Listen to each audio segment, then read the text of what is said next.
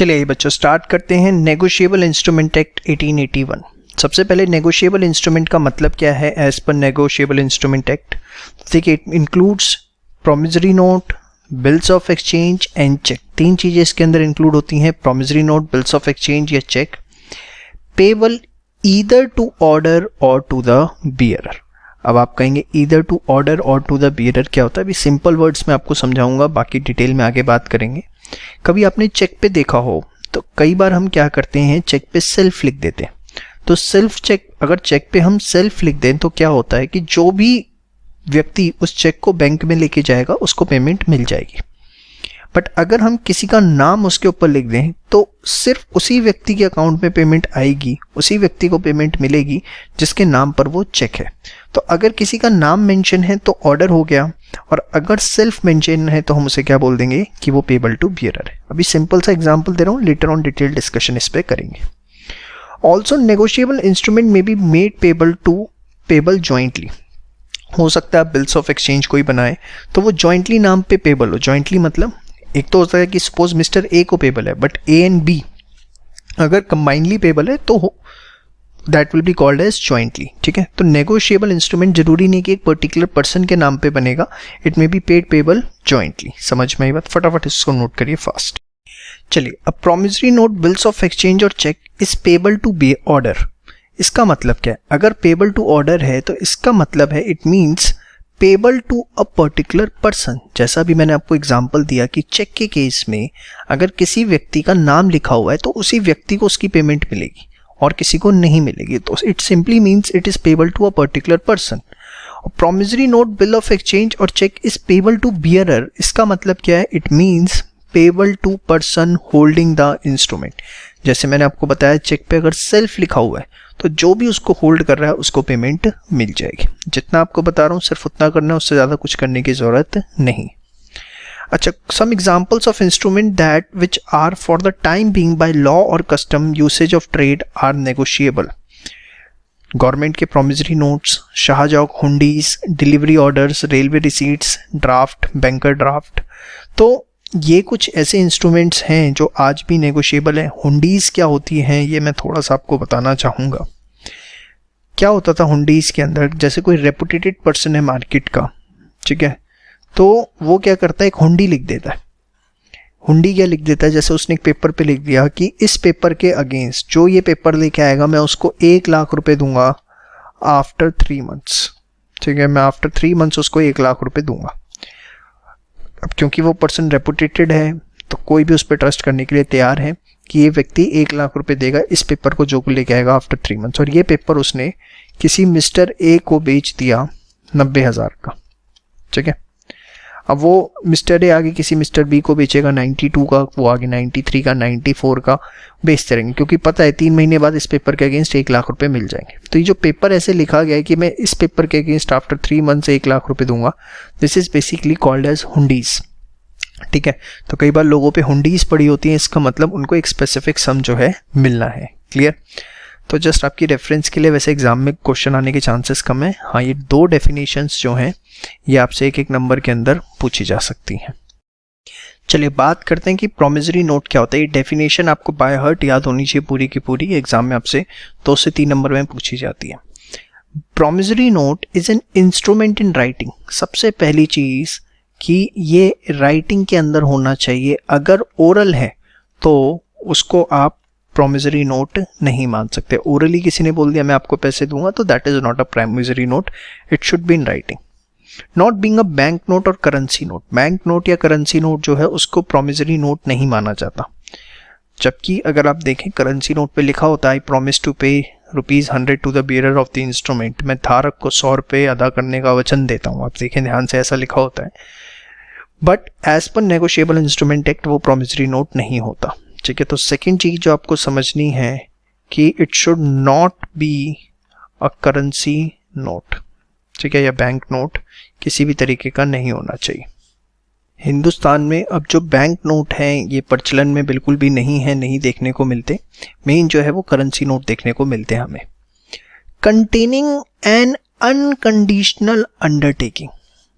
सबसे बड़ी चीज जो इसमें लिखी हुई है, अनकंडीशनल मतलब बिना किसी कंडीशन के undertaking.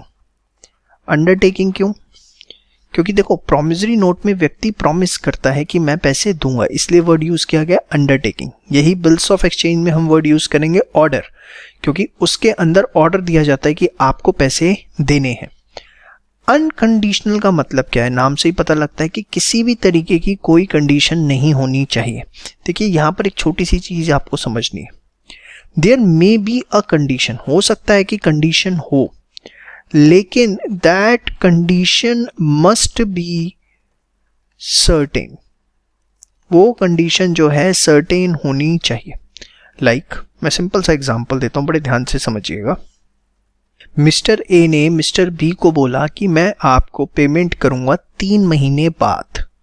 I promise to pay you rupees 10,000 after 3 months. There is a condition, after 3 months I will pay you, but it is very much certain.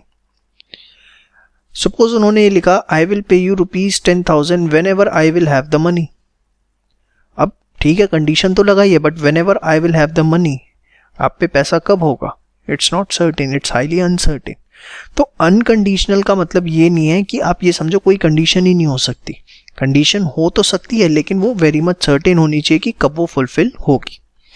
तो it must be in writing, not oral, it should not be a currency note, and it is a unconditional undertaking signed by the maker. जो maker है उसे sign करता है, मतलब जो भी promise दे रहा है व्यक्ति वो उसे साइन करेगा। साइंड बाय द मेकर या ड्रॉअर ऑफ नोट, जो भी उसको बना रहा है वो उसको साइन करेगा कि मैं ये पैसा आपको पे करूंगा। To pay a certain sum of money. The fifth point that you have to understand, certain. Certain मतलब फिक्स्ड अमाउंट ऑफ मनी। ऐसा नहीं हो सकता कि प्रॉमिसरी नोट आपने ड्रॉ कर दिया, ठीक है, और उसके ऊपर लिखा हुआ है कि I will pay you necessary amount after 3 months। तो वो जो वर्ड लिखा हुआ है नेसेसरी अमाउंट आफ्टर 3 months, वो प्रॉमिसरी नोट को इनवैलिड कर देता है। There should be a fixed amount of money, that is there should be a certain sum of money that should be present on promissory note. और to the order of a certain person और to the bearer of instrument. क्या लिखा हुआ है? Certain sum of money only to, या तो suppose mister A ने mister B को प्रॉमिसरी नोट दिया, ठीक है, तो ए ने बी को दिया certain sum of money only to, या तो उसको, या और to the order of B के ऑर्डर पे। सपोज बी ने आगे सी को इंडोर्स कर दिया, सी ने आगे डी को इंडोर्स कर दिया, तो और to the order of a certain person और to the bearer of the instrument. वो डिपेंड करेगा कि जो इंडोर्समेंट हुई है वो किस तरीके की हुई है। अब मैं यहां पर आपको छोटी सी चीज बताना चाहूंगा, बड़े ध्यान से समझिए। सपोज ए ने बी को प्रॉमिसरी नोट दिया और उस पर लिखा कि I will pay you rupees, I will pay the rupees 10,000 to mister B only after 3 months। I will pay rupees 10,000 to B only after 3 months। मैं 10,000 रुपये पे करूंगा सिर्फ बी को आफ्टर 3 months। तो अगर बी ओनली लिख दिया तो ऑब्वियसली उसको इंडोर्स नहीं किया जा सकता, क्योंकि उसमें लिख दिया, तो इसलिए लिखा हुआ है ओनली टू। और टू द ऑर्डर ऑफ, अब सपोज उन्होंने लिखा I will pay rupees 10,000 to B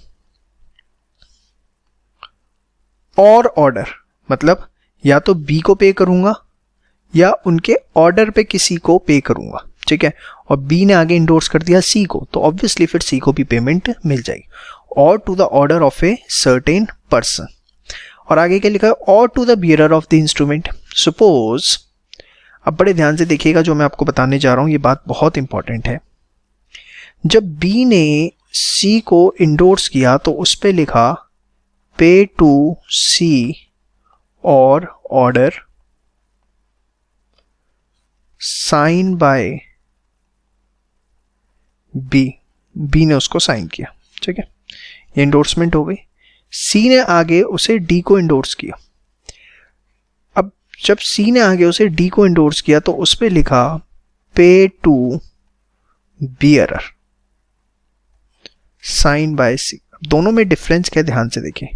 अगर एक बार उस पर बियरर लिख दिया गया तो इसका मतलब ये है कि अब आगे ये जिसके हाथ लगता चला जाएगा इंस्ट्रूमेंट, सपोज डी से चोरी करके ई के पास चला गया, ई ने चोरी कर ली डी से, तो ई को पेमेंट मिल जाएगी। बियरर लिखने का मतलब होता है that whosoever is holding it, वो उसका मालिक है, सिंपल सी बात। जब तक ऑर्डर लिखा हुआ है सी और ऑर्डर, इसका मतलब सी को मिलेगी या सी इंस्ट्रक्शन देगा तो उसको मिलेगा, लेकिन एक बार उस पर बियरर लिख दिया तो इसका मतलब जो होल्ड कर रहा है उसको मिलेगी। तो प्रोमिसरी नोट हो सकता है कि आप सर्टेन पर्सन के लिए बनाए या और to the bearer of the instrument. तो मेन बातें जो आपको इसके अंदर ध्यान रखनी है अच्छे से कि राइटिंग में होना चाहिए, it should not be a currency note, unconditional होना चाहिए। अनकंडीशनल मतलब कंडीशन हो सकती है but that should be certain, it should be sign by the maker, without sign है तो इनवैलिड होगा, फिक्स्ड अमाउंट ऑफ मनी होना चाहिए, अनसर्टेनिटी उसको लेके नहीं होनी चाहिए। तो ये 5 बातें तो जो आप अलग से स्पेसिफिकली लिख भी लें, और ये डेफिनेशन उम्मीद करता हूँ कि अब आपको अच्छे से दिमाग में बैठ जाएगी।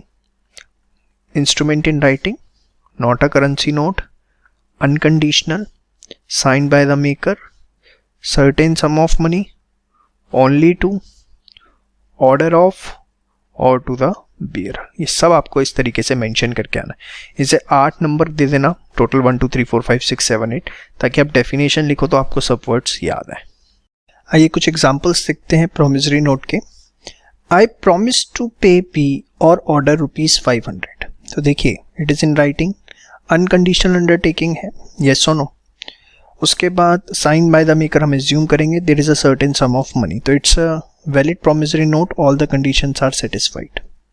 I acknowledge myself to be indebted to B ₹1000 to be paid on demand for value received। तो यहाँ पे भी ऐसी कोई दिक्कत समझ में नहीं आ रही है, चारों सारी कंडीशंस फुलफिल हो रही हैं, वैलिड प्रोमिसरी नोट है। Mr. B I owe you ₹1000। Now what is this I owe you? There is no undertaking। देखिए क्या लिखा हुआ है, there should be unconditional undertaking।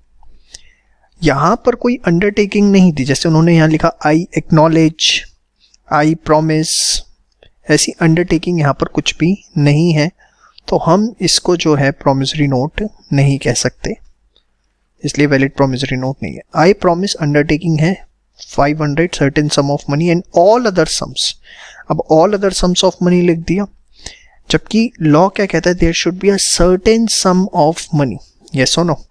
तो यहाँ पर कोई सर्टेन सम ऑफ मनी नहीं है, इस वजह से ये प्रोमिसरी नोट नहीं है, क्योंकि प्रोमिसरी नोट के लिए there should be a certain sum of money. I promise to pay B ₹500 first deducting thereout any money which he may owe me. तो देखिए यहाँ पर भी अगर देखा जाए कोई सर्टेन सम ऑफ मनी नहीं है, क्योंकि कितने एक्सपेंस डिडक्ट करेगा कुछ फिक्स नहीं है, तो इसे भी हम प्रोमिसरी नोट नहीं कहेंगे। I promise to pay B ₹500 7 days after my marriage with C. अरे अब देखो यहाँ पे हमने पढ़ा है अनकंडीशनल अंडरटेकिंग होनी चाहिए, यहाँ कंडीशनल है। और सर आपने ये कहा था कि कंडीशन अगर सर्टेन है तो उसे हम वैलिड कहेंगे। तो ठीक है, एक बात बताओ, after my marriage with C, उसकी शादी कब होगी सी से, हम क्या कुछ डिसाइड कर सकते हैं? नहीं कर सकते। तो it's not a unconditional undertaking, इस वजह से हम इसको प्रोमिसरी नोट नहीं कहेंगे। समझ में आई बात?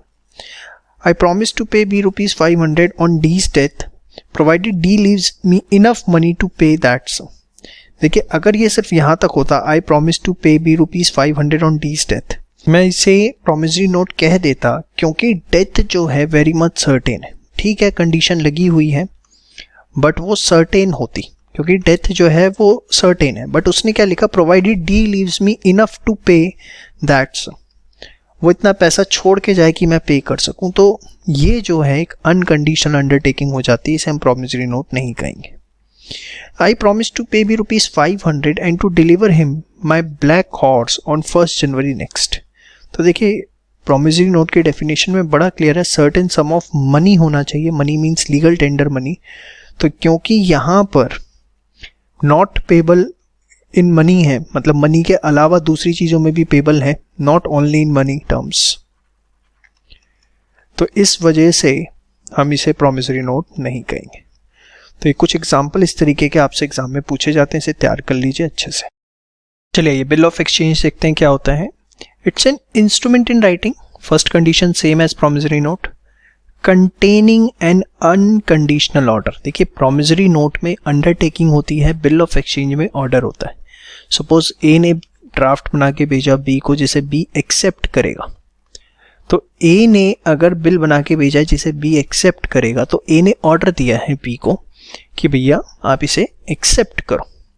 बी अगर अपनी तरफ से बना के भेजता कि I promise to pay rupees इतना टू मिस्टर ए, तो वो प्रॉमिसरी नोट होता, वो अंडरटेकिंग दे रहा है। लेकिन यहाँ पर ए ने ऑर्डर दिया है कि आपको मुझे इतने पैसे देने, sign by the maker that is mister A, directing to pay a certain person to pay a certain sum of money only to or to the order of certain person or to the bearer of the instrument।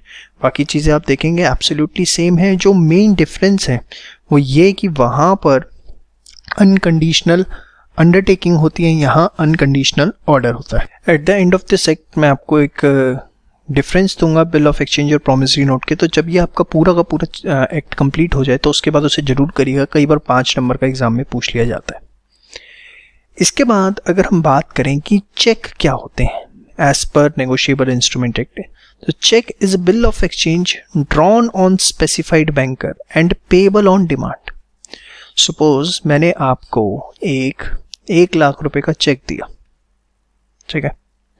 अब मैंने आपको 1 लाख रुपए का check दिया और मेरा खाता है आईसीआईसीआई बैंक में, तो drawn on a specified banker ICICI bank, payable on demand. जब आप उसे अपने बैंक में ले जाके प्रेजेंट करेंगे, डिपॉजिट करेंगे, सपोज मैंने आपके नाम पे दिया है, आप उसे अपने अकाउंट में जाके डिपॉजिट करते हैं, जब भी करते हैं उसकी एक टाइम लिमिट होती है। एज पर आरबीआई पॉलिसी चेक को 3 महीने के अंदर मैक्सिमम आपको प्रेजेंट करना होता है। जब भी आप प्रेजेंट करेंगे उसी समय आपको पेएबल ऑन डिमांड है। It includes electronic image of a truncated cheque and a cheque in electronic form. अब ये क्या होता है, बड़े ध्यान से समझिएगा। देखिए सपोज मैंने आपको 1 लाख का चेक दिया आईसीआईसीआई का, आपने उसे, आप मिस्टर बी हैं सपोज, आपने उसे अपने बैंक में एचडीएफसी में डिपॉजिट कर दिया, ठीक है। तो होता क्या है, एचडीएफसी बैंक और आईसीआईसीआई के बीच में कैसे ट्रांजैक्शन होगा, there is a clearing house.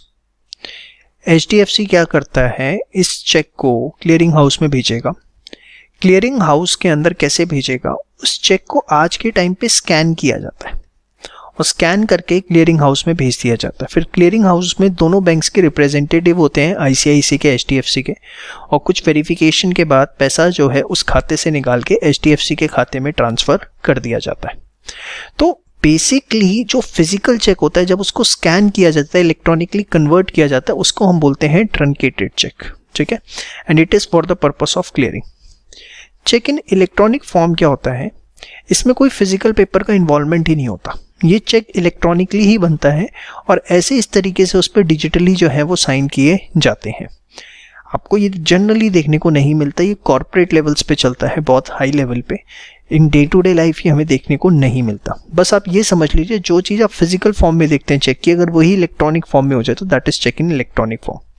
Truncated अलग है, जब फिजिकल को ही स्कैन करते हैं for the purpose of clearing house, ताकि उसके आईसीआईसी से पैसा एचडीएफसी में आए, तो हमने उसको बोला है ट्रंकेटेड चेक। समझ में आई बात? श्योर। तो cheque or bill is a bill of exchange जो कि स्पेसिफाइड बैंकर पे होगा, payable on demand and it includes the electronic image of a truncated cheque and cheque in the electronic form, ठीक है। बैंकर में कौन आएंगे, banker and any post office saving account. Post office के जो saving bank हैं वो भी इसके अंदर कवर होते हैं, उसके अगेंस्ट भी चेक इशू किए जाते हैं। समझ में आई बात? यहाँ चेक इन इलेक्ट्रॉनिक फॉर्म की डेफिनेशन है, अगर आप देखें, cheque drawn in electronic form by using any computer resource and signed in a secure system with digital signature. आप इसको or electronic signature as the case में भी इतना ही कर लीजिए, ठीक है। Truncated check during the course of clearing house, either by the clearing house or by the banker, whether paying or receiving payment, immediately on generation of an electronic image for transmission, substituting for further physical movement of the check in writing. Sir इतना तो हमें याद रहेगा, बहुत अच्छा। तो आप एक काम करिए, means a check which is truncated during the course of clearing cycle, either by the clearing house और बाय द बैंक, ये मत करिए, ठीक है।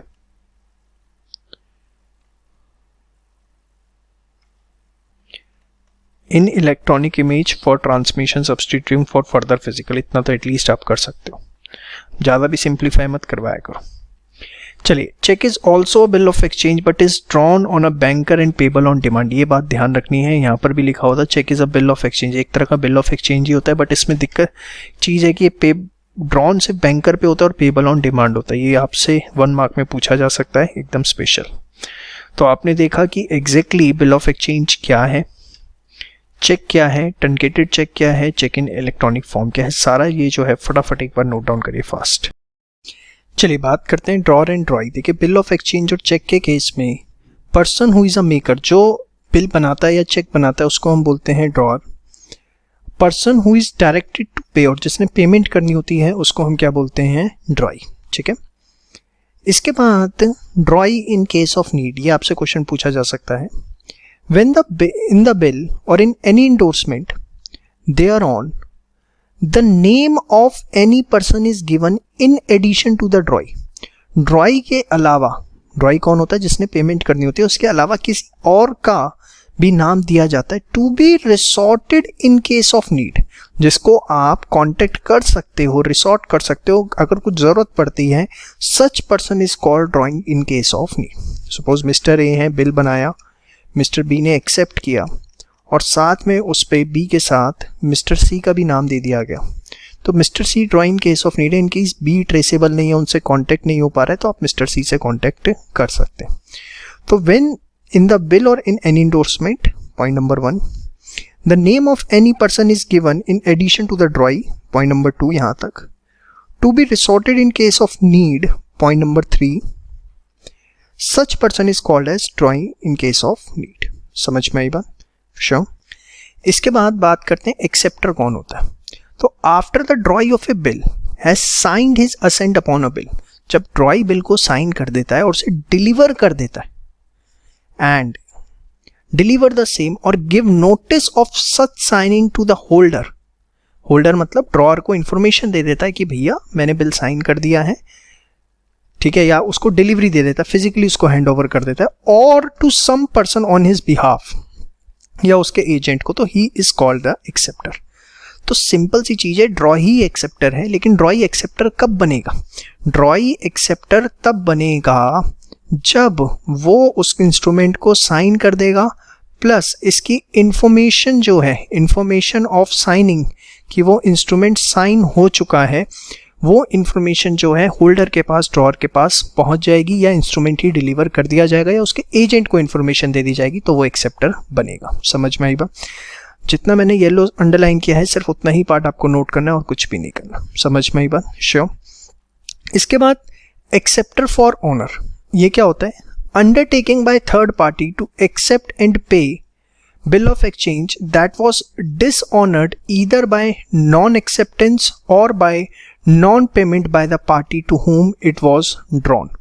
मतलब जब कोई third party, undertaking by third party मतलब एक तरह से कोई गारंटर, टू एक्सेप्ट एंड पे बिल ऑफ एक्सचेंज, वो कहता है कि मैं बिल ऑफ एक्सचेंज की पेमेंट करूंगा अगर ये बिल डिसऑनर हो गया किसी भी कारणवश, चाहे नॉन एक्सेप्टेंस की वजह से या नॉन पेमेंट। नॉन एक्सेप्टेंस की वजह से कब होता है? जैसे ए ने बिल भेजा बी को और बी ने उसे साइन ही नहीं किया, तो हम कहते हैं it is dishonoured by non acceptance, ठीक है। बट उसे साइन कर दिया और साइन के बाद पेमेंट नहीं करी, तो हम उसे बोलते हैं डिसऑनर्ड बाय नॉन पेमेंट। तो undertaking by third party to accept and pay BOE that was dishonoured either by non acceptance और by non payment by the party to whom it was drawn. तो उस case के अंदर वो undertaking जो दे रहा है उसको हम बोलते हैं एक्सेप्टेंस फॉर ऑनर। इस चीज को हम एक्सेप्टेंस सुप्रा प्रोटेस्ट भी बोलते हैं। बहुत इंपॉर्टेंट डेफिनेशन है, बहुत सिंप्लीफाई करके आपके सामने रखी है, प्लीज इसको करिएगा। तो आपने देखा ड्रॉअर कौन है, ड्रॉई कौन है, ड्रॉई इन केस ऑफ नीड कौन है, एक्सेप्टर कौन है, एक्सेप्टर फॉर ऑनर कौन। चलिए अब देखते हैं पेई कौन होता है। सिंपल वर्ड्स में फाइनली जिसको पैसे मिलते हैं, या अगर वो खुद नहीं ले रहा उसका एजेंट ले रहा है, तो ऑब्वियसली हम उसको क्या कहते हैं? पे। तो person named in the instrument to whom और to whose order the money is by the instrument directed to be paid. Whose order मतलब इसका यहाँ पे एजेंट है, ठीक है। Is called the pay. तो कुछ इंपॉर्टेंट डेफिनेशंस हैं जो एग्जाम में पूछी जा सकते हैं, जिसमें एक्सेप्टेड फॉर ऑनर और ड्राइंग केस ऑफ नीड जो है वो सबसे ज़्यादा इंपॉर्टेंट है। फटाफट सारी डेफिनेशंस नोट करिए फास्ट। चलिए बात करते हैं प्रोहिबिशन बाय आरबीआई। देखिए, दो नेगोशिएबल इंस्ट्रूमेंट एक्ट अलाउ करता है, लेकिन आरबीआई एक्ट 1934 क्लियरली कहता है कि कोई भी ऐसा प्रोमिसरी नोट जो कि पेबल है बियरर को, वो इशू नहीं किया जा सकता, या कोई भी ऐसा bill of exchange which is payable to bearer on demand. Payable to bearer on demand मतलब कि जैसे ही प्रेजेंट किया वैसे ही पेमेंट हो जाए, ये पॉसिबल नहीं है। एटलीस्ट 3 days ऑफ ग्रेस, आपको पता है बिल ऑफ एक्सचेंज के केस में होते हैं, तो वो जो है जरूर प्रोवाइड करने पड़ेंगे। तो आरबीआई 2 चीज़ों की परमिशन नहीं देता, इस पे आपसे क्वेश्चन पूछा जा सकता है। चलिए, बहुत ही इंपॉर्टेंट वीडियो आप कर रहे हैं, holder and holder in due course. इस पे क्वेश्चन आने के बहुत ज़्यादा चांसेस होते हैं।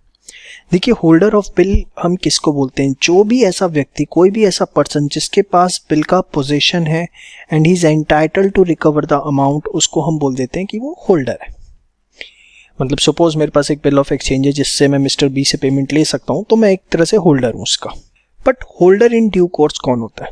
तो कोई भी ऐसा व्यक्ति जिसने बिल लिया है for a consideration and in good faith. Good faith मतलब उसे, सपोज ए ने बी से बिल लिया, मतलब ए ने बिल एक्सेप्ट किया था और बी ने बिल ड्रॉ किया था, ठीक है। बी ने इसे आगे इंडोर्स कर दिया सी को। अब ए ने जो एक्सेप्ट किया था और बी ने जो बिल ड्रॉ किया था, ये बाय वे ऑफ फ्रॉड हुआ है, ठीक है। अब कायदे से बाय वे ऑफ फ्रॉड है तो बिल ऑफ एक्सचेंज इनवैलिड हो जाता है। तो बी को हम होल्डर तो कहेंगे, लेकिन होल्डर इन ड्यू कोर्स नहीं कह सकते। Might be for consideration but it is not in good faith, it has been obtained by way of fraud. अब सपोज बी ने आगे उसे इंडोर्स कर दिया सी को, और सी को इसके बारे में कुछ भी नहीं पता कि ये बिल ए से बाय वे ऑफ फ्रॉड लेके गया है। सी ने कोई ट्रांजैक्शन करी तो कंसिडरेशन थी, ठीक है, गुड फेथ के अंदर लिया, उसे ए के साथ फ्रॉड हुआ इसके बारे में कुछ भी नहीं पता, प्लस जो बिल है वो बी से सी के पास आ गया, that is now he is in position of negotiable instrument, plus before the maturity. Suppose bill की ड्यूरेशन 3 months की है, तो 3 महीने से पहले ही वो इंडोर्स हो जाना चाहिए। तो अगर ये 4 कंडीशंस फुलफिल होती हैं तो हम उसको कहते हैं कि that is basically a holder in due course. तो अगर डेफिनेशन आ जाए कि होल्डर इन ड्यू कोर्स कौन होता है, क्या होता है, तो आपको सिंपली क्या लिखना है? Person who for consideration in good faith has the position of negotiable instrument before the maturity of bill will be called as the holder in due course. तो holder and holder in due course में बहुत difference होता है। और मैं आपको एक बात बताऊं, अगर कोई व्यक्ति होल्डर इन ड्यू कोर्स है, सपोज मिस्टर ए और मिस्टर बी है, मिस्टर बी के पास बिल आया बाय वे ऑफ फ्रॉड, ठीक है, और उन्होंने आगे वो सी को दे दिया जो कि होल्डर इन ड्यू कोर्स है, उनको इस चीज के बारे में नहीं पता। अब सपोज वो पेमेंट लेने जाते हैं मिस्टर ए से और मिस्टर ए पेमेंट देने से मना कर देते हैं, तो भी मिस्टर ए को सी को पेमेंट देनी पड़ेगी, चाहे उनके साथ फ्रॉड हुआ है। क्यों? क्योंकि देखो, सी जो है होल्डर इन ड्यू कोर्स है। अभी हम आगे पढ़ेंगे कि अगर एक बार कोई व्यक्ति होल्डर इन ड्यू कोर्स बन जाता है, तो इर्रिस्पेक्टिव ऑफ द फैक्ट कि ओरिजिनली बिल का क्या स्टेटस था, इससे कोई फर्क नहीं पड़ता, एकदम वो गंगा के पानी की तरह क्लीन हो जाता है। जी हाँ, गंगा के पानी की तरह क्लीन हो जाता है। इसका मतलब मैं आपको बताना चाह रहा हूँ कि ठीक है, बिल डिफेक्टिव था, लेकिन वंस वो किसी ने कंसिडरेशन के अगेंस्ट इन गुड फेथ और बिफोर द मैच्योरिटी एंड उसके पास पोजेशन है, तो फिर वो होल्डर इन ड्यू कोर्स बन गया, उसको पेमेंट का डिनाइल नहीं किया जा सकता। यहाँ पर ए जो है बी से रिकवर करेगा जो उसने करना है, लेकिन सी को पेमेंट के लिए आप मना नहीं कर सकते क्योंकि वो होल्डर इन ड्यू कोर्स बन गया। बी जो है वो सिर्फ होल्डर है, उसको मना किया जा सकता है, होल्डर के पास ये राइट नहीं होते, लेकिन if you are holder in due course you cannot be denied from the payment. ये लॉ बड़ा क्लियर कहता है, समझ में? हाँ, अगर कोई इलीगल एस्पेक्ट है, इलीगल एस्पेक्ट है, सपोज बी ने एक बिल बनाया, ठीक है, और साइन ऑफ ए फॉर्ज किए, ठीक है, डुप्लीकेट साइन मारे, और उसके बाद बिल सी को दिया, और सी जो है होल्डर इन ड्यू कोर्स है, तो यहाँ पे सी जो है ए से पेमेंट नहीं ले सकता, चाहे वो होल्डर इन ड्यू कोर्स है, क्योंकि फॉर्जरी जो है उसको इलीगल माना जाता है, ठीक है। इलीगल जो चीज़ है उसको आप लीगल नहीं कर सकते। यहाँ पर होल्डर इन ड्यू कोर्स जो है किसी भी हाल में पैसे नहीं ले सकता अगर फॉर्जरी का केस है तो। आप ये देखिए ज़रा, यहाँ पर एक एग्जाम्पल है, इसको पढ़िएगा, बहुत इंपॉर्टेंट और अच्छा एग्जाम्पल है, एग्जाम में क्वेश्चन आ सकता है। ठीक है, फटाफट इसको आप पहले होल्डर कौन है, होल्डर इन ड्यू कोर्स कौन है, इसको नोट डाउन करिए, उसके बाद ये एग्जाम्पल पूरा एक बार रीड करिए। चलिए आगे बात करते हैं। देखिए एक्ट में थोड़ी सी जो डेफिनेशंस है ना बहुत ज़्यादा हैं और टेक्निकल सेंस में, तो कोशिश ये करी है कि आपको उसे एकदम तोड़ के और सिंपल वर्ड्स में दे दिया जाए, उसके बाद सेंटेंस आप खुद बना लें, क्योंकि अब आप इतना लॉ पढ़ चुके हैं, आपको लॉ की राइटिंग समझ में आ चुकी है किस तरीके से लिखना है। तो यहाँ पर आपको उसे तोड़ के और सिंपल वर्ड्स में दिया गया, इससे सेंटेंस आप खुद बनाएंगे। ठीक है ना। चलिए, पेमेंट इन ड्यू कोर्स का मतलब क्या होता है? तो सिंपल वर्ड, अगर पेमेंट हुई है ऑन या बिफोर मैच्योरिटी डेट, ठीक है, एंड इन गुड फेथ हुई है, plus without negligence, that is no reasonable ground that he is not entitled to receive the payment, तो उसको हम बोलते हैं payment in good course. Suppose A के पास, ए ने कोई बिल एक्सेप्ट किया था, ठीक है, बी के अगेंस्ट, बी ने उसे आगे सी को दिया, सी ने आगे उसे डी को दिया, डी ने आगे ई को दिया। ई आया ए के पास, उसने अपना आधार कार्ड दिखाया, ठीक है, जो भी वैलिड आइडेंटिटी थी वो दिखाई, ठीक है, और कोई भी ऐसे सर्कमस्टांस नहीं दिख रहे कि ए जो है ई पे शक करे। ए ने उस जो बिल ई के पास था उसकी पेमेंट कर दी। बाद में पता लगता है कि एक ई जो था वो फ्रॉड था या कुछ भी XYZ पता लगता है, तो ए की लायबिलिटी डिस्चार्ज हो चुकी है, क्योंकि ए ने पेमेंट कर दी, गुड फेथ में करी, प्लस विदाउट नेग्लिजेंस करी, कोई उसके पास रीजनेबल ग्राउंड नहीं था that he is not entitled to receive the payment. हाँ, अगर उसके पास नोटिस होता, बी ने, सी ने, डी ने, किसी ने इन्फॉर्म किया होता कि भैया कोई व्यक्ति आ सकता है जिसके पास बिल चला गया है, लेकिन उसको हमें इन्फॉर्म करना, फिर भी उसके बावजूद भी ए पेमेंट कर देता है, तो फिर वहाँ पर माना जाएगा नेग्लिजेंस है। तो अगर आपसे पूछा जाता है पेमेंट इन ड्यू कोर्स क्या है, तो सिंपली ये 3 बातें जो है उसके अंदर आपको मेंशन करके आनी है। ठीक है, देखिए इसे ऐसे ही नोट करिए, क्योंकि यही आपके एग्जाम में यूजफुल होगा, और लेकिन एग्जाम में से पूरा सेंटेंस बना के प्रॉपर लिख के आइएगा। समझ में आई बात? Inland instrument and foreign instrument. तो देखिए इनलैंड इंस्ट्रूमेंट क्या होता है? कोई भी ऐसा इंस्ट्रूमेंट नेगोशिएबल जो इंडिया में ड्रॉ हुआ ऑन अ पर्सन जो कि इंडिया में ही रहता है और पेबल भी इंडिया के अंदर है, तो हम उसको इनलैंड इंस्ट्रूमेंट कह देंगे। फॉरेन इंस्ट्रूमेंट क्या होगा? कोई भी instrument other than inland instrument, मतलब drawn in India on a person residing outside India. भाई आप बताओ ना, फॉरेन इंस्ट्रूमेंट कैसे बनेंगे? कोई भी ऐसा बिल जो इंडिया में ड्रॉ हुआ but on a person residing outside India, तो फिर वो फॉरेन इंस्ट्रूमेंट हो गया। Drawn in India on a person residing in India but payable outside India, तो भी क्या हो गया? वो फॉरेन इंस्ट्रूमेंट हो गया। यस और no? Drawn outside India on a person residing in India, yes और no, and payable in India. तो इस तरीके से आप मल्टीपल केसेस बना सकते हैं। सिंपल वर्ड्स में आपको लिख के आना है, तो आप लिख सकते हैं instrument other than inland instrument, और वहां पर आप इनलैंड इंस्ट्रूमेंट की डेफिनेशन लिख के आ जाइए। डेफिनेशन कैसे बनानी है वो मैंने आपको बता दिया, एक बार दोबारा बता देता हूँ। देखो तीनों कंडीशन फुलफिल हो रही है तो इनलैंड, मतलब एक भी कंडीशन फुलफिल नहीं हो रही तो वो फॉरेन इंस्ट्रूमेंट बन जाएगा। तो आप इसके एग्जाम्पल बनाना चाहो तो कैसे बनाओगे? If any negotiable instrument is drawn in India on a person residing in India but payable outside India, तो it will be a foreign instrument. Yes और नो? अगर वो आपसे एग्जाम्पल पूछ लेता है, आपको लिख के आने पड़ जाते हैं, तो आपने कुछ नहीं करना, कोई भी 2 चीजें कांस्टेंट रखो एज इट इज, और तीसरे वालों को आउटसाइड इंडिया ले जाओ, जैसे drawn in India on a person deciding in India, payable outside India. अब उसके बाद आपको कोई एक और एग्जाम्पल लिखना है, तो आप एक काम कर लो कि ये वाला पॉइंट और ये वाला पॉइंट कांस्टेंट रखो, इसको आउटसाइड इंडिया रख दो। Means bill drawn in India payable in India on a person residing outside India, तो भी वो फॉरेन इंस्ट्रूमेंट हो गया। तो अगर तीनों में से कोई भी एक चीज इंडिया से बाहर हो गई तो सिंपल सी बात, वो फॉरेन इंस्ट्रूमेंट बन जाएगा। फटाफट इसको नोट करिए। इसके बाद यही चीज सबको एक डायग्राम से उन्होंने समझा रखी है। ठीक है, इसके बाद इंडोर्समेंट का मतलब क्या होता है? तो देखिए कोई भी पर्सन जो नेगोशिएबल इंस्ट्रूमेंट को साइन करता है, ईदर ऑन द इंस्ट्रूमेंट और on a slip of paper annexed. मैंने आपको बताया था कि जैसे बिल ऑफ एक्सचेंज है, तो क्या होता है, अगर इस पे जगह है आगे तो यहाँ लिख दिया जाता है, बैक साइड पे जगह है तो बैक साइड पे सारी इंडोर्समेंट चलती हैं, और अगर वो खत्म हो जाता है तो उसके साथ एक पेपर अटैच कर दिया जाता है, उस पर लिखा जाता है। अब सपोज ए ने बी को इंडोर्स किया, बी ने सी को किया, सी ने डी को किया, डी ने ई को किया, ई ने एफ को किया, एफ ने जी को किया, हो सकता है मल्टीपल इंडोर्समेंट, सो उस पर कोई रिस्ट्रिक्शन तो है नहीं। तो इसीलिए लिखा ईदर ऑन इंस्ट्रूमेंट और on a slip of paper annexed with a purpose of negotiation. Negotiation मतलब उसे आगे ट्रांसफर करने के लिए। तो इंडोर्समेंट अगर आपसे पूछा जाता है तो क्या मतलब है, तो आपने सिंपल सी बात लिख के आनी है। Endorsement simply means signing off negotiable instrument either on the instrument itself or on a slip of paper annexed with a purpose of negotiation is known as endorsement। समझ में आई बात? ठीक है, एकदम सिंपल वर्ड्स में आपको डेफिनेशंस निकाल के दी हैं। ठीक है, हमने अपनी तरफ से पूरी मेहनत करी है, बस अब आपका मकसद काम ये है कि आप इसको पूरा का पूरा अच्छे से यूटिलाइज करें। बहुत इंपॉर्टेंट वीडियो है, बड़े ध्यान से देखिएगा। Endorsement in blank and in full. In blank क्या होता है?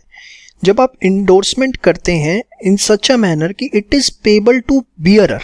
किसको पेबल है? बियरर को पेबल है, तो हम बोलते हैं उसे इंडोर्समेंट इन ब्लैंक। देखिए, signs the instrument without mentioning the name of the person to whom it is endorsed, such instrument becomes the bearer instrument and transferable merely by delivery। Suppose A ने B को endorse किया और उस पर लिखा pay to B और order sign bye ए। फिर B ने आगे सी को इंडोर्स किया, लिखा pay to bearer sign by B. तो देखिए, जब बी ने आगे इंडोर्स किया तो किसी का नाम मेंशन नहीं किया, बियरर को जिसके भी हाथ में होगा उसको पे कर दिया जाए, तो this will be called as endorsement in blank. लेकिन ए ने जब बी को दिया तो उसका नाम लिखा, ए पे टू बी और ऑर्डर। तो इंडोर्समेंट इन फुल क्या होती है? Signs the instrument by adding the name of the person to whom or on his direction amount to be paid at the time of maturity. समझ में आई बात? तो ये बहुत इंपॉर्टेंट है। इसमें ये बेसिकली एक तरह से इंस्ट्रूमेंट को बियरर इंस्ट्रूमेंट में कन्वर्ट कर देती हैं। ठीक है, और इसकी वजह से इंडोर्समेंट इन फुल अगर इंडोर्समेंट है तो इंस्ट्रूमेंट जो है ऑर्डर इंस्ट्रूमेंट रहता है। ठीक है, ये आप लिख लीजिएगा कि ये इंस्ट्रूमेंट को क्या बना देता है? बियरर इंस्ट्रूमेंट, और ये उसको ऑर्डर इंस्ट्रूमेंट ही रखता है। कई बार एक चीज एग्जाम में आपसे पूछ ली जाती है, बड़े ध्यान से देखिएगा। एक बार इंस्ट्रूमेंट को बियरर बना दिया, अब सी सोचे कि मैं आगे डी को इसे इंडोर्स करूं और उस पर लिख दूं पे टू डी और ऑर्डर साइन बाय सी। तो देखिए, एक बार अगर वो बियरर बन गया ना तो इस चीज की कोई वैलिडिटी नहीं है। वंस आपने इंस्ट्रूमेंट को बियरर इंस्ट्रूमेंट बना दिया तो बाद में आप उसे ऑर्डर इंस्ट्रूमेंट में कन्वर्ट नहीं कर सकते। ये चीज आपने लिख भी दी, अगर सी ने पे टू डी और ऑर्डर, इसका कोई रेलिवेंट नहीं है। अगर डी से कल दिन कोई छीन के ले जाता है, ई छीन के ले जाता है, तो पेमेंट ई को हो जाएगी, क्योंकि एक बार अगर इंस्ट्रूमेंट बियरर इंस्ट्रूमेंट बन गया तो उसे आप बाद में ऑर्डर इंस्ट्रूमेंट में कन्वर्ट ही नहीं कर सकते।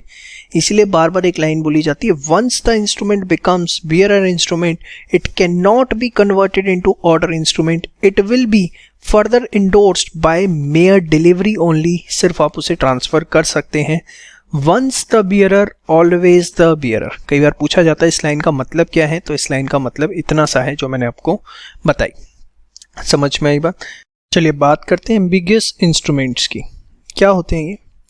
ऐसे इंस्ट्रूमेंट जिनको आप बिल ऑफ एक्सचेंज या प्रॉमिसरी नोट कुछ भी ट्रीट कर सकते हो। Holder at his own discretion to treat it as bill of exchange या प्रॉमिसरी नोट। मतलब सपोज ए ने एक बिल ड्रॉ किया, और किस पे ड्रॉ किया? अपने आप पे, और खुद ही उसे साइन किया और उसको फिर सी को इंडोर्स कर दिया। अब एक बात बताओ, ए ने बिल ड्रॉ किया और खुद ही उसे साइन किया और सी को इंडोर्स कर दिया। अब आप इसे बिल ऑफ एक्सचेंज कह लो या प्रॉमिसरी नोट कह लो, क्या फर्क पड़ता है? क्योंकि ड्रॉर, देखो प्रॉमिसरी नोट में क्या होता है, ए सीधे प्रॉमिस करता सी को कि आई विल पे यू, यही कहता ना, आई विल पे यू जो भी amount of money and so on, और यहाँ बिल बना के खुद ही साइन करके इंडोर्स कर दिया। तो instrument which may be considered as BOE or promissory note, और जो होल्डर है that is C at his own discretion, ये उसके ऊपर है कि वो उसको बिल ऑफ एक्सचेंज मानता है या प्रॉमिसरी नोट, उसको हम बोलते हैं एम्बिगियस इंस्ट्रूमेंट। समझ में आई बात? बहुत सिंपल वर्ड्स में आपको दिया है, सेंटेंस आप खुद बना लेंगे, मेन बात मैंने आपको बताई। अब देखिए, सपोज नेगोशिएबल इंस्ट्रूमेंट में जो अमाउंट वर्ड्स में लिखा हुआ है और जो नंबर्स में लिखा हुआ है वो अलग है। सपोज चेक है, चेक में आपने यहाँ लिखा है 1 लाख, बट यहाँ लिखा हुआ है 10,000 ओनली। तो जो चीज वर्ड्स में लिखी हुई है उसको माना जाएगा। The amount stated in words shall be the amount undertaken और ऑर्डर टू बी पेड। ये इंपॉर्टेंट है 1 मार्क क्वेश्चन के लिए। इंस्ट्रूमेंट्स पेबल ऑन डिमांड, जिस पे कोई टाइम स्पेसिफाई नहीं होता, उनको हम बोलते हैं इंस्ट्रूमेंट्स पेबल ऑन डिमांड। फटाफट जो है ये आपको ये नोट करने की ज़रूरत नहीं है, ये वाला पार्ट, इसकी जगह आप सिर्फ ये नोट करेंगे, इधर आप ये पूरा नोट करेंगे और इसको आप नोट करेंगे। ठीक है, करिए फास्ट। चलिए बात करते हैं इनकोहेट स्टैम्प्ड इंस्ट्रूमेंट की। इनकोहेट का मतलब क्या होता है? इनकम्प्लीट। स्टैंपिंग का मतलब क्या होता है कि देखिए, जो भी बिल ऑफ एक्सचेंज बनता है उसको हम कोर्ट ऑफ लॉ से स्टैम्प करवा लेते हैं, ताकि कल दिन वो एक लीगल एविडेंस बन सके कि हाँ, दोनों पार्टीज के बीच में कॉन्ट्रैक्ट साइन हुआ था, ए ने बी को गुड्स बेचे थे और बी ने उसे साइन करा था और बोला था कि पेमेंट कर दूंगा। तो इसलिए उसे लीगली स्टैम्प करवा लिया जाता है। और स्टैम्प के लिए आपको एक फ़ीस देनी पड़ती है, लीगल फीस, जो जनरली 1-1.5% के आसपास होती है और डिपेंड करता है वैल्यू कितना है। सपोज बिल आपका 5 लाख रुपए का है तो उसका 1% हो गया 5,000 रुपये, ये लीगल फीस उसकी जाती है। अब इनकोहेट स्टैम्प इंस्ट्रूमेंट क्या होता है, बड़े ध्यान से देखिए। जहां पर बेसिकली सपोज मिस्टर बी हैं, उन्होंने बिल को साइन किया, स्टैम्प हुआ वो, और ए को पकड़ा दिया और अमाउंट उस पर फिल नहीं किया। ठीक है, बड़े ध्यान से देखना। Instrument signed and stamp but incomplete as regard to the amount, amount fill नहीं है, और होल्डर ए को अथॉरिटी दे दी, has the authority to complete it. अब जब ए को अथॉरिटी मिली कि आप अपने हिसाब से अमाउंट भर लेना, अब सपोज उस पर स्टैम्प ड्यूटी हमने 10,000 रुपये पे भरी है, तो ऑब्वियसली ए जो है उस पे 10,000 से ऊपर का अमाउंट नहीं भर सकते। Holder has the authority to complete it but not exceeding the amount covered by the stamp. समझ में आई बात? जितना स्टैम्प है, जितने पे आपने स्टैम्प ड्यूटी पे करी है, सिर्फ आप उतने तक का अमाउंट उसके ऊपर भर सकते हो। उससे ऊपर का अमाउंट अगर भरा जाता है तो वो फिर वैलिड नहीं है। ध्यान से देखिए, holder in due course can recover the amount covered bye stamp duty, holder in due course.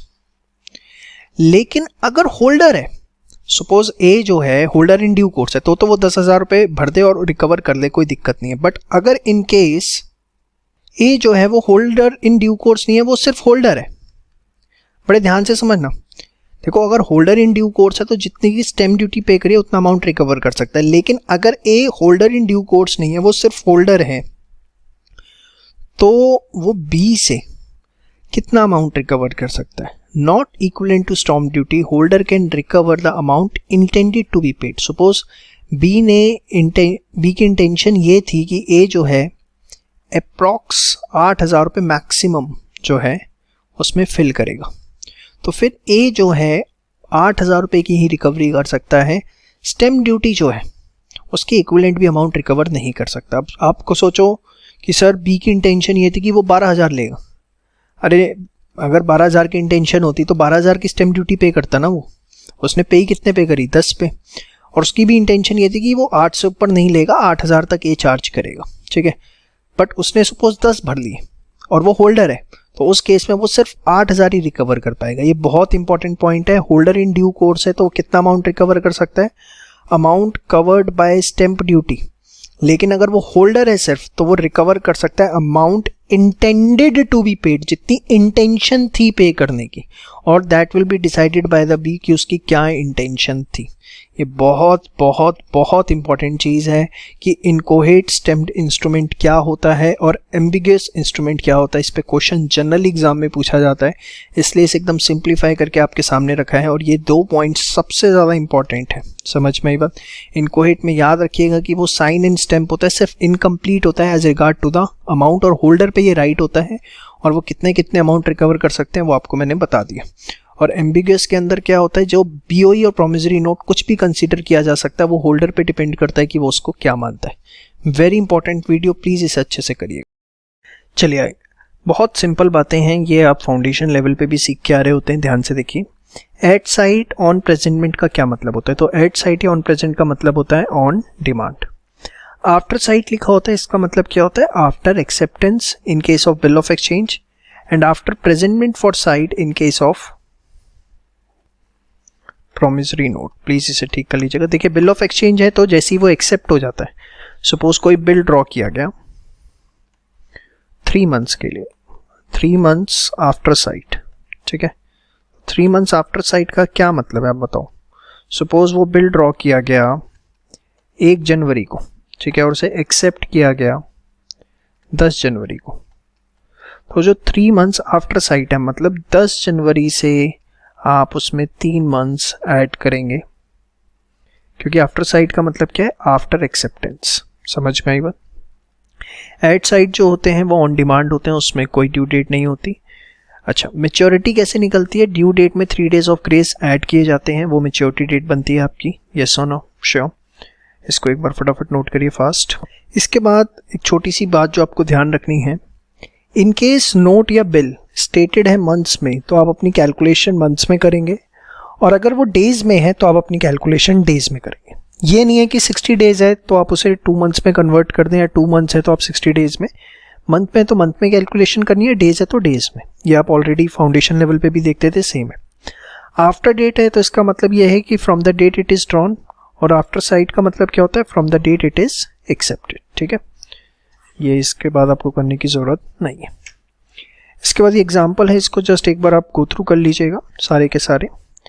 उसके बाद एक चीज आपको जो ध्यान रखनी है कि जिस दिन बिल ड्रॉ किया जाता है या प्रेजेंट किया जाता है for acceptance as the case में भी, उसको हमें एक्सक्लूड करना होता है। कि सपोज बिल ड्रॉ किया गया 1 अप्रैल को, ठीक है, और बिल है 1 मंथ का, तो 1 अप्रैल में 1 मंथ आप लेते हैं, तो ये नहीं है कि आप उसे 30 अप्रैल को टर्मिनेट करेंगे, वो 1 मई को टर्मिनेट होगा, फिर उसमें 3 डेज ऑफ ग्रेस ऐड करेंगे तो ये आपका 4 मई आएगा। या सपोज 1 अप्रैल को है 30 डेज का है, ठीक है, तो 1 अप्रैल से स्टार्ट नहीं होगी काउंटिंग स्टार्ट होगी 2 अप्रैल से। कब से? 2 अप्रैल से। 2 अप्रैल, 3 अप्रैल, 4 अप्रैल, 5 अप्रैल। तो इस तरीके से अगर आप देखेंगे तो आप पहुंचेंगे 1 मई पे, फिर 3 डेज उसमें ऐड करेंगे तो 4 में आएगा।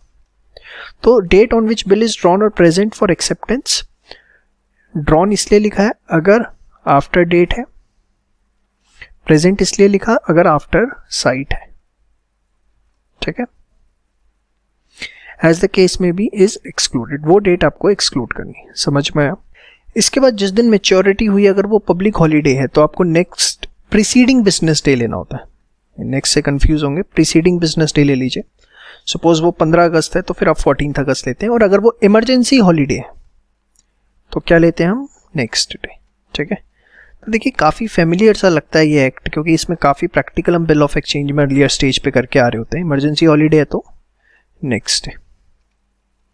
बड़ा नन्ना मुन्ना प्यारा प्यारा एक्ट है, मज़ेदार एकदम, फ्री के मार्क्स देता हूँ। फटाफट इसे सब आप एक बार जो है नोट करिए। जितना आपको बताया जा रहा है सिर्फ इतना करना है, और ज़्यादा दिमाग लगाने की इसमें कोई ज़रूरत नहीं है। Party to the note, bills और चेक। तो देखिए जो भी पार्टीज हैं, पहली बात they should be capable of contracting, and second कौन हो सकता है? Duly authorised agent. तो कोई भी पर्सन जो कैपेबल है कॉन्ट्रैक्ट करने के लिए, या उनका कोई भी एजेंट जो है वो नेगोशिएबल इंस्ट्रूमेंट की पार्टी हो सकती है, ठीक है। सिंपल सा क्वेश्चन पूछा जा सकता है इस पे, क्या माइनर हो सकता है? जी हाँ, a minor may draw, endorse, deliver and negotiate such instrument so as to bind all parties except himself. आप माइनर को बाइंड नहीं कर सकते, ये बात आप बार बार पढ़ चुके हैं इंडियन कॉन्ट्रैक्ट एक्ट में, कि माइनर जो है सिर्फ बेनिफिट्स के लिए है। तो माइनर पैसे ले तो सकता है, मतलब minor can not accept but minor can draw, can endorse. आप मेरी बात समझ रहे हैं? ये बात लिख लीजिए फटाफट यहाँ पर। बिल एक्सेप्टेड बाय माइनर और promissory note drawn by him is void ab initio, ठीक है। इसके बाद authority to sign, that is through agency. Agent की के पास क्या अथॉरिटी? तो देखिए एजेंट कैन एक्सेप्ट और draw the negotiable instrument within the authority provided to him. Contract of agency आपने देख लिया, उसमें हमने देखा है कि एजेंट सिर्फ अपनी अथॉरिटी में काम कर सकता है। अपनी अथॉरिटी से बाहर जाके कोई काम करता है तो he will be held personally liable for that. चलिए बात करते हैं लायबिलिटीज टू द पार्टीज की। बहुत ही सिंपल वर्ड्स में आपको ये टॉपिक प्रोवाइड किया है इस टॉपिक में हमें पढ़ना है कि जितनी भी पार्टीज हैं, चाहे agent, legal representative, drawer, drawee, maker, endorser, कोई भी प्रायर पार्टी है, उनकी क्या क्या लायबिलिटी किस केस में हो सकती है। तो सबसे पहले एजेंट की। तो देखिए, जब भी एजेंट कोई बिल एक्सेप्ट करता है तो उसको ये लिखना होता है कि he is signing as an agent, और या वो ये मेंशन करेगा कि उसकी पर्सनल लायबिलिटी नहीं होगी। अगर उसने ये मेंशन नहीं किया कि भैया मैं एज ए एजेंट साइन कर रहा हूँ या मेरी पर्सनल लायबिलिटी नहीं होगी, इसको मेंशन करे बिना अगर उसने बिल को एक्सेप्ट कर लिया तो फिर उसकी पर्सनल लायबिलिटी हो जाएगी।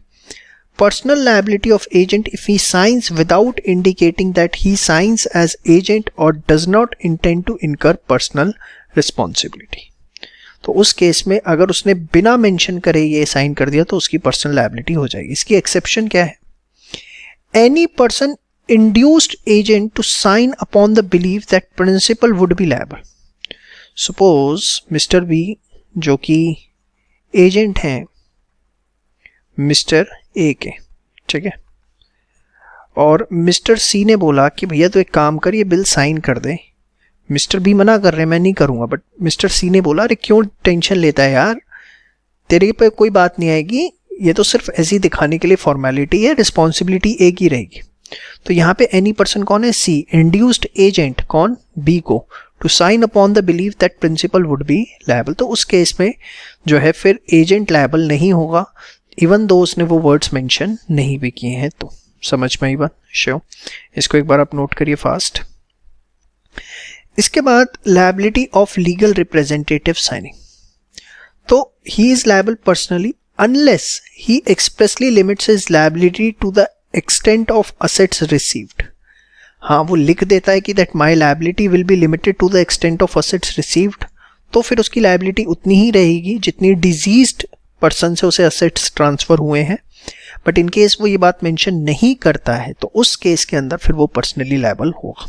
ये देखिए, कुछ नहीं करना इतना टेक्निकल, जितना आपको बताया जा रहा है सिर्फ उतना करिए। लायबिलिटी ऑफ ड्रॉअर, बड़े ध्यान से देखिए। In case of dishonour of bill या cheque, drawer is bound to make payment. और पेमेंट में क्या क्या? प्रिंसिपल, इंटरेस्ट या other expenses, provided due notice of dishonour has been given to him. मतलब सपोज ए जो था वो ड्रॉअर था और बी ने उसको एक्सेप्ट किया था, ठीक है। अब ए ने आगे इंडोर्स किया सी को। सी जब बी पे पेमेंट लेने गया तो उसने देने से मना कर दिया, तो सी जो है पेमेंट किससे ले सकता है? ए से। इन case of dishonour of bill, drawer is bound, drawer था ना ए, तो वो बाउंड है टू मेक पेमेंट। और पेमेंट में क्या? तो प्रिंसिपल प्लस जो भी इंटरेस्ट जितना डिले हुआ प्लस अदर एक्सपेंसेस लाइक जो नोटिंग चार्जेस होते हैं, ठीक है। Provided due notice of dishonour, but इसके लिए क्या करना होगा? सी को बताना, इन्फॉर्म करना होगा ए को कि भैया वो जो बिल था वो क्या हो गया? डिसऑनर हो चुका है। समझ में आई बात? तो ये आपको कुछ नहीं करना है, इसकी जगह सिर्फ आप ये नोट डाउन करेंगे, ठीक है। Liability of drawee of cheque, बड़े ध्यान से देखिए। ड्रॉई ऑफ ए चेक का मतलब क्या होता है? ड्रॉई ऑफ ए चेक का मतलब है बैंकर। सपोज आपका खाता है आईसीआईसीआई बैंक में, आपके पास आईसीआईसीआई बैंक की चेकबुक है और आप उससे चेक काट के मुझको देते हैं, तो यहाँ पर जो बैंकर है आईसीआईसीआई, उसको हम बोलेंगे ड्रॉई ऑफ ए चेक। अब सपोज आपके खाते में सफिशिएंट पैसे हैं, आपने चेक ड्रॉ किया, आप ड्रॉअर हैं, आपके खाते में सफिशिएंट पैसे हैं, and funds are properly applicable for the payment of cheque drawn. आपने मेरे नाम पे चेक दिया, मैंने उसे अपने अकाउंट में डाला है, कायदे से आपके बैंक को क्लियर कर देना चाहिए, लेकिन आपके बैंक गड़बड़ी करता है, उस चेक को क्लियर नहीं करता है। आपके खाते में पैसे हैं, कोई दिक्कत नहीं, आपने मुझको चेक दिया, मैंने अपने अकाउंट में डाला, कोई दिक्कत नहीं, लेकिन उसके बावजूद बैंक जो है उस चेक को क्लियर नहीं करता है। लिखा हुआ है banker must pay the cheque. In case of default banker must compensate drawer.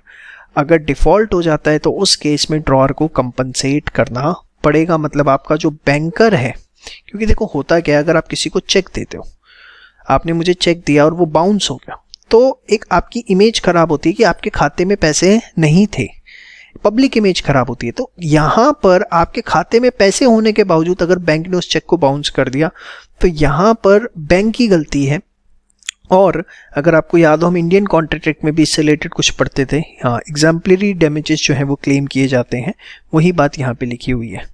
समझ में आई बात? श्योर, इसको आप नोट डाउन कर लीजिए एक बार सारा का सारा फास्ट। तो हमने देखा एजेंट की क्या लायबिलिटी है, रिप्रेजेंटेटिव की, ड्रॉअर की एंड ड्रॉई की, बाकी बातें नेक्स्ट वीडियो में करते हैं, उससे पहले आप ये नोट करिए फास्ट। चलिए बात करते हैं अब सेक्शन 32 क्या कहता है। देखिए सेक्शन 32 कहता है कि बिल्स ऑफ एक्सचेंज और प्रॉमिसरी नोट के केस में, बिल्स ऑफ एक्सचेंज के केस में कौन होता है? ड्रॉई। प्रॉमिसरी की नोट के केस में कौन होता है? मेकर, जिसको पेमेंट करनी होती है। तो सेक्शन 32 कहता है कि बिल्स ऑफ एक्सचेंज और प्रॉमिसरी नोट के केस में पेमेंट जो है एट मैच्योरिटी हो जानी चाहिए। अगर ऑन मैच्योरिटी पेमेंट नहीं होती है तो जिस भी व्यक्ति को पेमेंट करनी थी बट नहीं की गई, बिल को या नोट को डिसऑनर कर दिया गया, तो उसको आपको कंपनसेट करना पड़ेगा, else compensate to the another party. तो ऑन मैच्योरिटी पेमेंट हो जानी चाहिए, इसके लिए कौन सा सेक्शन है हमारे पास? सेक्शन 32।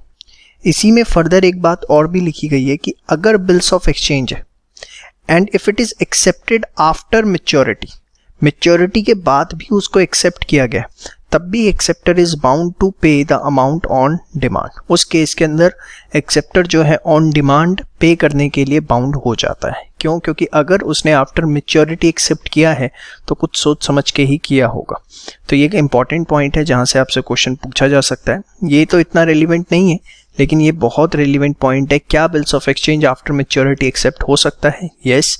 उस केस के अंदर एक्सेप्टर कब तक पेमेंट करेगा? Is bound to pay the payment on demand. फटाफट इसको नोट करिए फास्ट। आइए बात करते हैं सेक्शन 35 लायबिलिटी ऑफ इंडोर्सर की। क्या कहता है ये? सिंपल सी चीज, अगर नॉन एक्सेप्टेंस या नॉन पेमेंट हुई तो endorser is liable for every subsequent holder to compensate provided he must get due notice of dishonour. मतलब सपोज ए ने बिल डिसऑनर किया, इंडोर्स किया था बी को, बी ने आगे उसे इंडोर्स किया था सी को, सी ने उसे आगे इंडोर्स किया डी को, ठीक है। पेमेंट आनी थी ई से। अब डी जब ई के पास पहुंचा पेमेंट के लिए तो ई ने क्या कर दिया? ई ने कर दिया रिफ्यूज कि मैं पेमेंट नहीं दूंगा। तो जो इंडोर्सर है, देखो यहाँ ए भी है इंडोर्सर, बी भी है एज वेल एज सी भी है। तो अब मैं किसी एक की बात कर लेता हूँ, ए की बात कर लेता हूँ। तो endorser is liable for every subsequent holder. Endorser liable है हर सब्सिक्वेंट होल्डर के लिए। मतलब D will claim from C, C किससे क्लेम करेगा? बी से, बी किससे क्लेम करेगा? ए से। यस और नो? तो यहाँ पर जो सब्सिक्वेंट होल्डर है बी है, तो he is liable towards B. अब यहाँ पे वर्ड लिखा हुआ है एवरी। एवरी का क्या मतलब है? बड़े ध्यान से देखिए। सपोज बी ने जब सी को इंडोर्स किया तो उसने लिख दिया कि उस बिल के ऊपर कि अगर ये बिल डिसऑनर होता है तो I am not liable. B ने ये बात लिख करके सी को जो है इंडोर्स किया था कि in case of dishonour of bill I will not be held liable, ठीक है।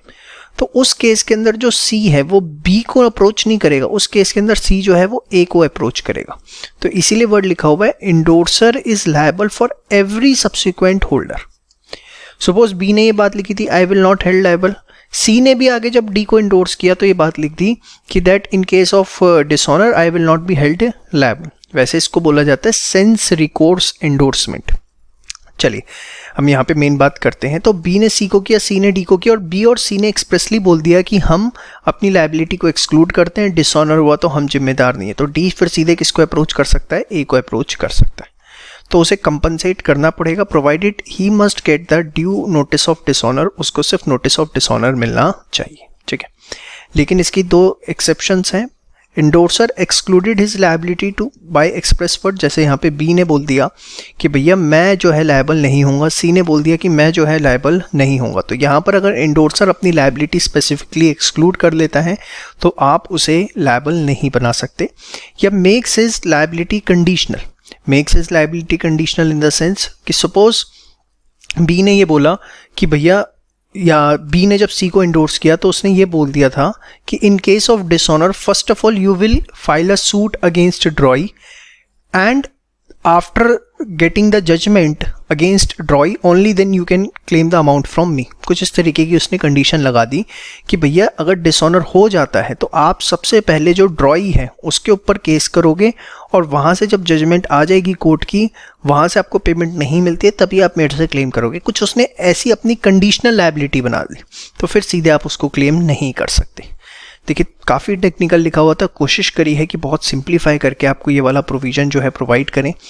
क्या सिंपल है, नॉन एक्सेप्टेंस या नॉन पेमेंट की वजह से endorser is liable for every subsequent holder to compensate provided उसको क्या मिलना चाहिए, नोटिस ऑफ डिसऑनर। एक्सेप्शन क्या है कि वो अपनी लायबिलिटी एक्सक्लूड कर ले या अपनी लायबिलिटी को कंडीशनल बना ले। समझ में आई बात? तो उस केस के अंदर आप उसे डायरेक्टली लायबल नहीं बना सकते। तो इसकी जगह सीधा सीधा जो आपको यहाँ पर राइट साइड में लिख के दिया है, इसको आप जो है फटाफट एक बार नोट डाउन कर लीजिए। यहाँ पर जो वर्ड नॉन एक्सेप्टेंस लिखा हुआ है, इससे मतलब क्या है कि सपोज अभी बिल एक्सेप्ट नहीं हुआ है, जैसे मैंने आपको पीछे भी पढ़ाया था यहाँ पर कि if it is accepted after maturity, तो उसी की रेफरेंस में यहाँ पर ये नॉन एक्सेप्टेंस वर्ड लिखा हुआ है। ज़्यादा इससे कंफ्यूज होने की ज़रूरत नहीं है।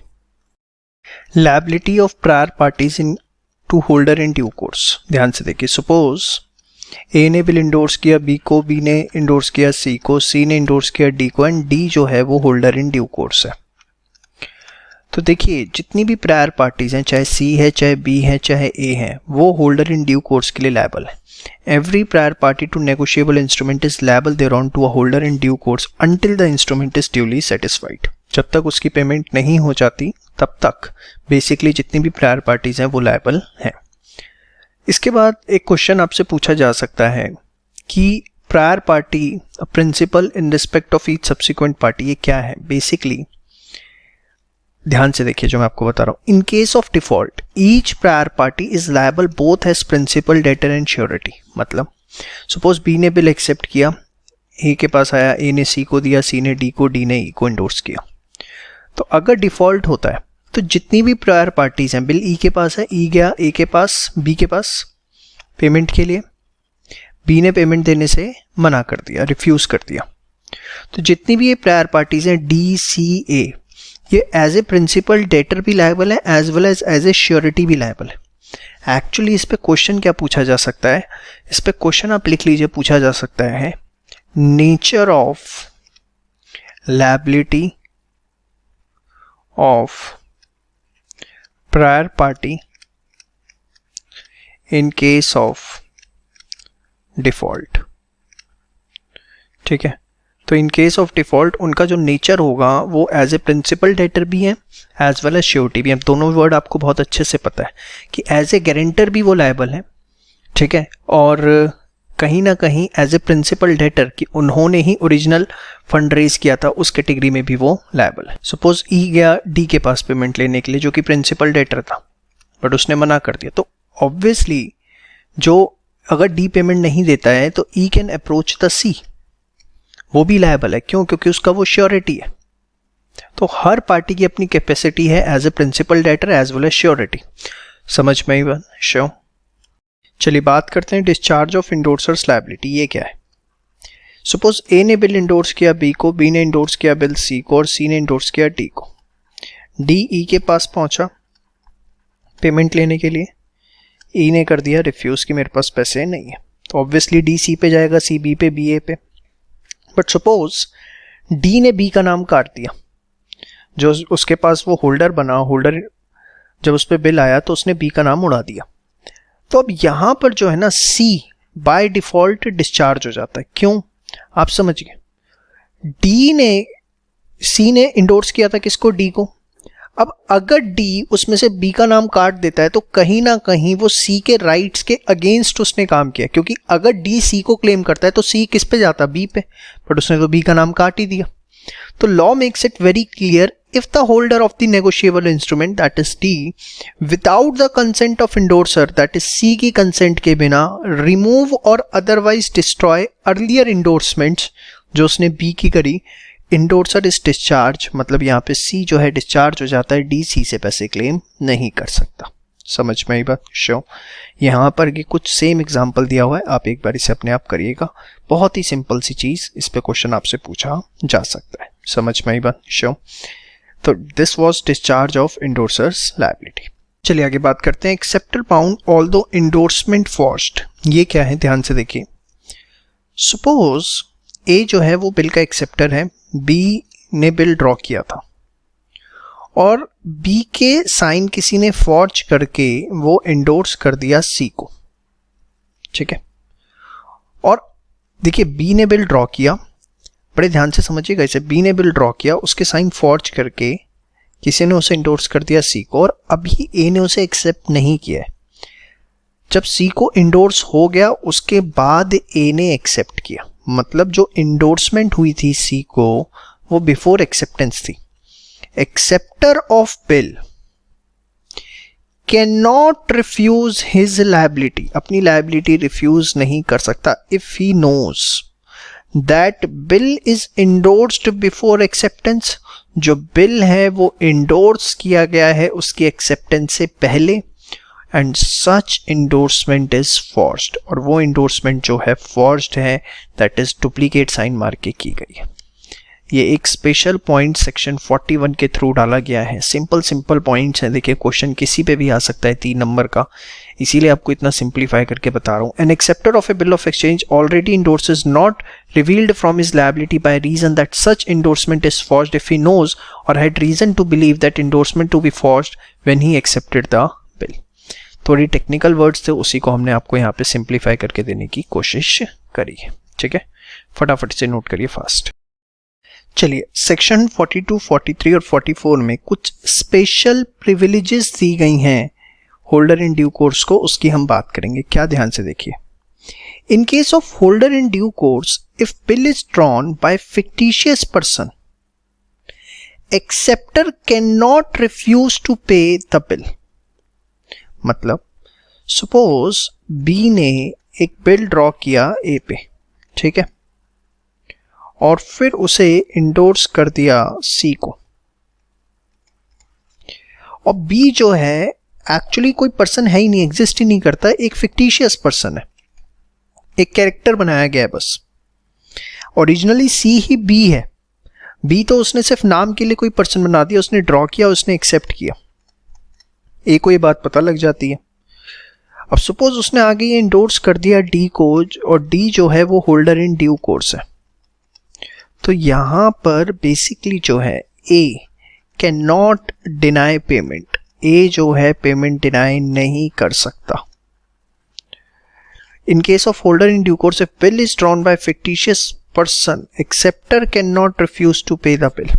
However, holder in due course need to prove, D को ये प्रूव करना पड़ेगा कि that the handwritings of the drawer, ये जो यहाँ पे हैंडराइटिंग थी और जो फर्स्ट इंडोर्समेंट हुई, दोनों हैंडराइटिंग जो है वो क्या है, सेम है।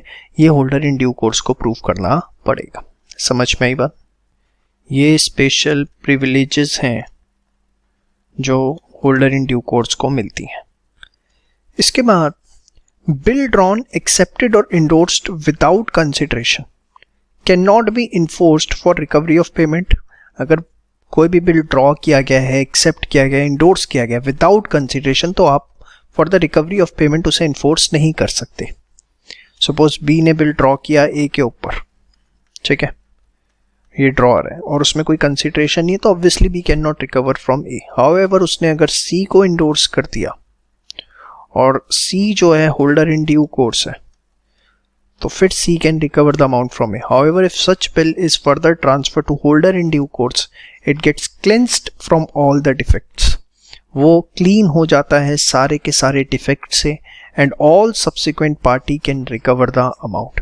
मतलब सपोज सी ने आगे फिर डी को दे दिया, डी ने आगे ई को दे दिया, तो फिर कोई भी पार्सा जो है अपना रिकवर कर सकता है, चाहे वो होल्डर इन ड्यू कोर्स है या नहीं। इवन ये होल्डर भी होगा तो भी पैसे रिकवर कर सकता है। क्यों? क्योंकि एक बार ये होल्डर इन ड्यू कोर्स के हाथ से निकल गया तो एक इस तरह इसका स्टेटस ये है कि समझो बस वो गंगा जल पड़ गया, होता है ना कि गंगा जल डाल दिया तो सब कुछ अमृत हो गया। सेम वे एक बार वो होल्डर इन ड्यू कोर्स के हाथ से निकल गया तो it gets cleansed from all defects.